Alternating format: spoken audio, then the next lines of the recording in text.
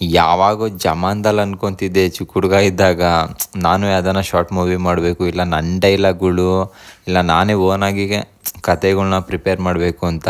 ಆದರೆ ಇವಾಗ ಅದೇನು ಅನ್ನಿಸ್ತಾ ಗೊತ್ತಿಲ್ಲ, ಇವಾಗ ನಾನೇ ಓನಾಗಿ ಕ್ರಿಯೇಟ್ ಮಾಡಿರೋ ಸ್ಟೋರಿಗಳ್ನ ಇವಾಗ ಹೇಳ್ಕೊಂಡು ಹೋಗಬೇಕು. ನೆಕ್ಸ್ಟ್ ಟೈಮ್ ಅದನ್ನು ಮೂವಿ ರೂಪದಲ್ಲಾಗಲಿ ಇಲ್ಲ ನಾವೇ ಒಂದು ಡೈರೆಕ್ಟ್ ಮಾಡೋಣ ಅಂತ ಕೂತ್ಕೊಂಡಿದ್ದೀನಿ.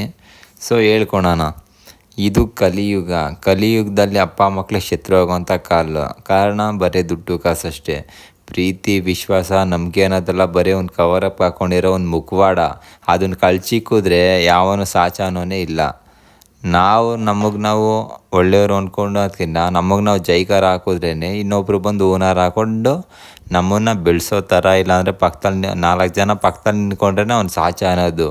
ಇಲ್ಲಾಂದರೆ ಯಾರು ಅನ್ನಲ್ಲ. ಯಾಕೆ ಹೇಳು, ಅವ್ನು ಇನ್ವೆಸ್ಟ್ಮೆಂಟ್ ಇಲ್ದಂಗೆ ಪ್ರಪಂಚದಲ್ಲಿ ಅವನು ಸುಟ್ಕೊಳಕ್ಕಾಗಲ್ಲ.